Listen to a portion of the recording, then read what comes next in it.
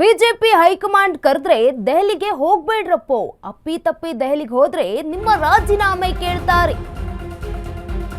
BJP high command ಕರೆದ್ರೆ ದೆಹಲಿಗೆ ಹೋಗ್ಬೇಡ್ರಪ್ಪೋ ಲೇವಡಿಯನ್ನ ಮಾಡಿರುವಂತದ್ದು.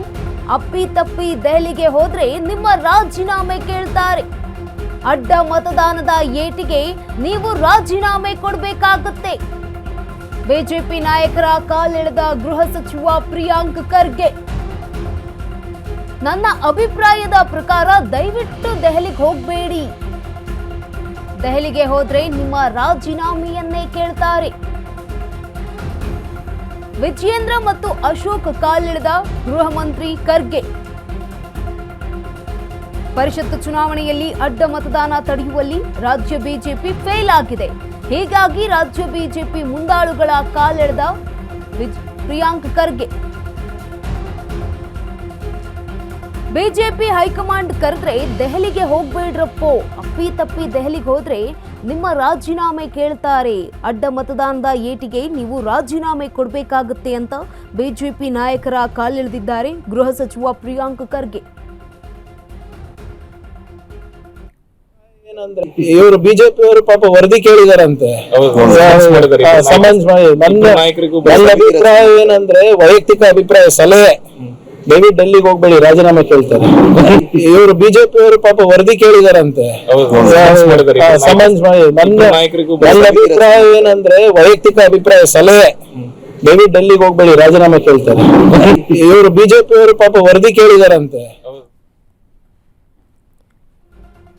ಇದೀಗ ಅಡ್ಡೇಟಿಗೆ ಬಿಜೆಪಿಯಲ್ಲಿ ಬದಲಾವಣೆ ಪರ್ವ ಆಗ್ತಾ ಇದೆಯಾ ಅನ್ನುವಂಥದ್ದು ಗಮನಿಸ್ತಾ ಹೋಗೋದಾದ್ರೆ, ಅಡ್ಡ ಮತದಾನ ಆಗಿರುವಂಥದ್ದು ರಾಜ್ಯ ಬಿಜೆಪಿ ನಾಯಕರಿಗೆ ಈಗ ಶುರುವಾಗಿದೆ ಡವಡವ. ಘಟಾನುಘಟಿ ರಾಜ್ಯ ನಾಯಕರ ಪದವಿಗಳಿಗೆ ಕವಿದಿದೆಯೇ ಕಾರ್ಗತ್ತಲು. ಬಿಜೆಪಿ ರಾಜ್ಯಾಧ್ಯಕ್ಷ ಹಾಗೆ ವಿಪಕ್ಷ ನಾಯಕರ ಬದಲಾವಣೆ ಆಗೋದು ಕೂಡ ಗ್ಯಾರಂಟಿ ಅಂತ ಹೇಳಲಾಗ್ತಾ ಇದೆ. ಆರ್ ಅಶೋಕ್ ಹಾಗೆ ಬಿವೈ ವಿಜಯೇಂದ್ರ ತಲೆದಂಡ ಬಹುತೇಕ ಖಚಿತಾನ ಅನ್ನುವಂತಹ ಪ್ರಶ್ನೆ ಮತ್ತೊಂದು ಕಡೆಯಾಗಿದೆ. ಆಗಲೇ ಕ್ರಾಸ್ ವೋಟಿಂಗ್ ಬಗ್ಗೆ ವರದಿಯನ್ನ ಕೇಳಿರುವಂಥದ್ದು ಬಿಜೆಪಿಯ ಹೈಕಮಾಂಡ್. ಜೂನ್ 23ಕ್ಕೆ ದೆಹಲಿಗೆ ಬರುವಂತೆ ಹೈಕಮಾಂಡ್ನಿಂದ ಈ ಇಬ್ಬರು ನಾಯಕರಿಗೆ ಬುಲಾವ್ ಬಂದಿರುವಂಥದ್ದು. ರಾಜ್ಯ ಬಿಜೆಪಿಗೆ ಸರ್ಜರಿ ಮಾಡಲೆಂದೇ ಹೈಕಮಾಂಡ್ನಿಂದ ಈ ಒಂದು ಕರೆ ಬಂದಿರುವಂಥದ್ದು.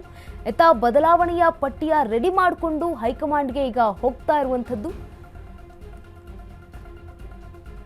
ಅಡ್ಡ ಮತದಾನದ ಏಟಿಗೆ ರಾಜೀನಾಮೆ ಕೊಡಬೇಕಾಗುತ್ತೆ. ಬಿಜೆಪಿಗರ ಕಾಲೆಳೆದಿದ್ದು ಗೃಹ ಸಚಿವ ಪ್ರಿಯಾಂಕ್ ಖರ್ಗೆ ಅವರು. ಅಪ್ಪಿ ತಪ್ಪಿ ಕೂಡ ದೆಹಲಿ ಕಡೆಗೆ ಹೋಗಬೇಡಿ, ಹೋದ್ರೆ ನಿಮ್ಮ ರಾಜೀನಾಮೆ ಕೇಳ್ತಾರೆ. ಅಡ್ಡ ಮತದಾನದ ಏಟಿಗೆ ನೀವು ರಾಜೀನಾಮೆ ಕೊಡಬೇಕಾಗತ್ತೆ ಅಂತ ಬಿಜೆಪಿ ನಾಯಕರ ಕಾಲೆಳೆದಿದ್ದಾರೆ ಗೃಹ ಸಚಿವ ಪ್ರಿಯಾಂಕ್ ಖರ್ಗೆ ಅವರು. ಇದು ನನ್ನ ವೈಯಕ್ತಿಕ ಅಭಿಪ್ರಾಯ, ದಯವಿಟ್ಟು ಯಾರು ದೆಹಲಿಗೆ ಹೋಗಬೇಡಿ, ದೆಹಲಿಗೆ ಹೋದ್ರೆ ನಿಮ್ಮ ರಾಜೀನಾಮೆಯನ್ನ ಕೇಳ್ತಾರೆ ಅಂತ ರಾಜ್ಯಾಧ್ಯಕ್ಷ ವಿಜಯೇಂದ್ರ ಹಾಗೆ ಅಶೋಕ್ ಅವರ ಕಾಲೆಳೆದಿದ್ದಾರೆ ಗೃಹ ಮಂತ್ರಿ ಪ್ರಿಯಾಂಕ್ ಖರ್ಗೆ ಅವರು. ಪರಿಷತ್ ಚುನಾವಣೆಯಲ್ಲಿ ಅಡ್ಡ ಮತದಾನವನ್ನ ತಡೆಯುವಲ್ಲಿ ಬಿಜೆಪಿ ಈಗ ಫೇಲ್ ಆಗಿರುವಂಥದ್ದು. ಹೀಗಾಗಿ ಈ ಹಿನ್ನೆಲೆಯಲ್ಲಿ ರಾಜ್ಯ ಬಿಜೆಪಿ ಮುಂದಾಳುಗಳ ಕಾಲೆಳೆದಿದ್ದಾರೆ ಪ್ರಿಯಾಂಕ್ ಖರ್ಗೆ.